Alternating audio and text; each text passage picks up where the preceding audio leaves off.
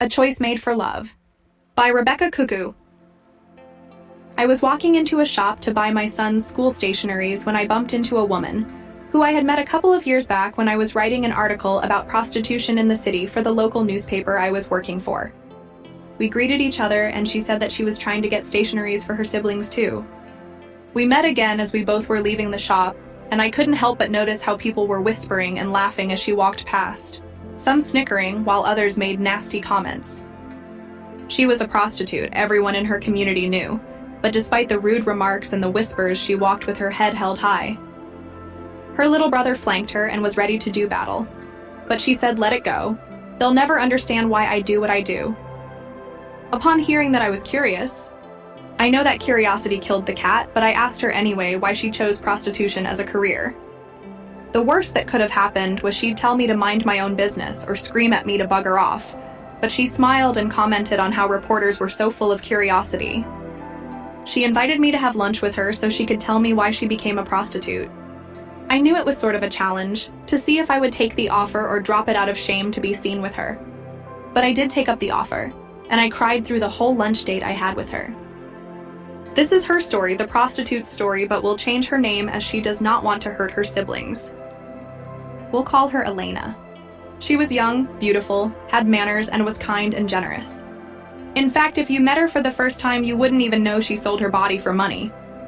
She was only 15 years old when her parents were involved in a car accident. Her father died and her mother survived, but both her legs were paralyzed. Today, her younger brother is studying law at the university, and her little sister is doing grade 11 at a secondary school in Port Moresby. When my father died, I was completing my grade 8 at the time. I was accepted into a secondary school, but we couldn't afford the 600 kina project fee that was charged. So I stayed home and helped Mama sell food on the roadside so that we could provide for my younger siblings, Elena said. My little brother was doing grade 7 then, and my little sister was doing grade 4. The primary school didn't charge any project fees for my sister, but my brother was charged 150 kina. My mother would cook food and I would sell the food on the roadsides, and together we raised money and paid my little brother's project fee, bought their uniforms and other things they needed, she said. Things were going very well for us, however, towards the end of 2013, Mother started feeling sick. We were living with my auntie, my father's sister at that time, though they never gave us food or anything. We slept under their roof. My aunt started fearing that my mother's sickness could be contagious and told us to leave her house. We had nowhere to go. My mother's siblings were long dead and the only brother she had was lost in Les Morobe. We had no way of contacting him. So we built a shelter made up of cardboards and a canvas bag in my aunt's backyard. I continued cooking and selling food on the side of the road to make ends meet. My little brother was the dux of the grade 7 classes that year, and my little sister came second in her class. My mother insisted that she wanted to see her kids get their prizes, so we went to their school to witness them getting awarded. Walking back home that afternoon after the speech day, Mama just passed out. There was a pastor living in our neighborhood who was kind to us. So we ran to him and he helped us take Mum to the Port Moresby General Hospital Emergency Department. Luckily, the holidays had begun, so I took care of Mum at the hospital while my younger siblings took over selling food on the roadsides. It was after 2 months, in February, when they finally discharged us from the hospital. We continued cooking and selling food as my younger siblings returned to school. Later that year, her little brother received the grade 8 Dux Award, but by then their mother's health was rapidly deteriorating. Things started going from bad to worse. The aunt they were living with told them to leave her yard because their makeshift home was becoming an eyesore to her neighbors. We had nowhere to go, Mum was really sick, but my aunt brought in the police and we had no choice but to leave. My little brother and I took turns to carry our mother on our backs as we just walked from one place to another, not knowing where we were going. We finally ended up at a settlement and asked for a place to rent. The only one that was affordable was a tiny room that cost 50 kina per fortnight. The room was so tiny you couldn't stand up in it, but it was okay as long as our mother could sleep in it. We would make do with it. The 4 of us could not fit into the room, so my little brother and I slept outside. It was also at this settlement that we met Tanya, a young woman in her early 20s of mixed Sepik and Milne Bay parentage. Tanya lived nearby and often made small talk whenever she saw us. I had noticed her before, dressed well and seemingly confident, but I was too caught up with our daily struggles to really pay attention to her. Tanya began to strike up conversations more often. At first it was light and casual, asking how we were settling in.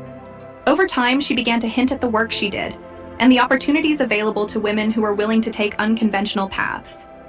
She mentioned clients who paid well and how some women were able to solve their problems quickly through such means. At first, I didn't respond much. I was overwhelmed with our struggles, but her words lingered in my mind. She was always kind, never pushy, but I could see she understood hardship and had found her way out. She told me she had started working to support her younger siblings, much like I was trying to do. I started cooking, and my little brother and sister would go out and sell the food on the roadsides. School holidays soon ended, and my brother was accepted to do grade 9. However, the project fee was 800 kina.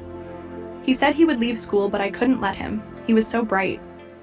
I sent my sister back to school with her old uniforms and spoke with my brother's school principal to give us a little time to look for the money. He allowed my little brother to register and attend classes, and I started working hard to get the 800 kina that my brother needed to continue his education. I cooked food in the morning and sold them all afternoon. I cooked food in the evening and sold them all night. I took in laundry from other people and washed clothes in the late nights for a fee of 20 kina. And every time I made a profit, I would buy our food and give the rest to my little brother to hide away for his project fees. By then, my mother was so sick, but she begged us and argued with us and told us not to take her to the hospital because we needed the money to pay for the project fees, so we kept her at home. After about 2 months, we finally reached the 800 kina, but that night Mom's condition was worse. We knew we had to take her to the hospital or she would die in that small box we had made home. So we took her to the hospital. She was admitted. She had maggots in both her legs and needed to be in a clean place. That night, I broke down and cried. The next morning, I met with Tanya again. She noticed my distress and invited me to her place for tea. It was there that I opened up about our situation. Tanya listened patiently and said, "Sometimes we have to do what we never imagined for the people we love." She told me about her own experiences, how she began her line of work, and how it had allowed her to support her family.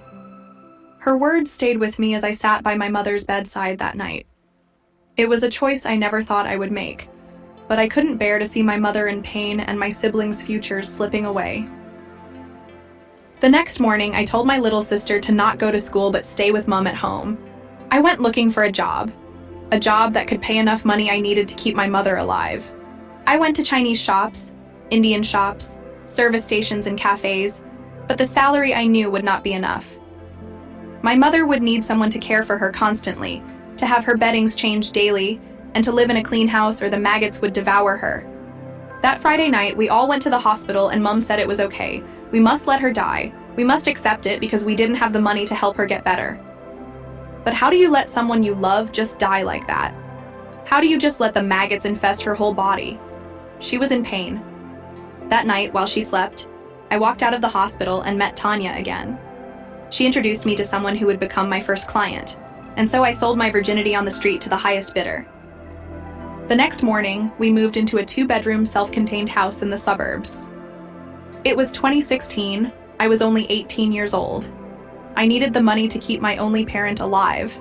I needed the money to keep my siblings in school, to provide a roof for my family and put food on the table. I had no extended family, no clansmen, no tribesmen to get help from. No, I am not ashamed of what I do, because to me it is just a job, something I do to ensure that my family is well. My clients are all expatriates. I get STD tests done every 2 months. It is one of the requirements of providing service for these expatriates. But the money is good. My little brother knows, he just pretends to act like he doesn't know. But my little sister thinks I'm an executive at a company or something. She laughs. And my mom, she blames herself. But love is a complicated thing. People do all sorts of crazy things for love. I just sold myself to keep the love of my life, the woman who gave life to me alive. And that same love for my siblings gives me the strength to carry on.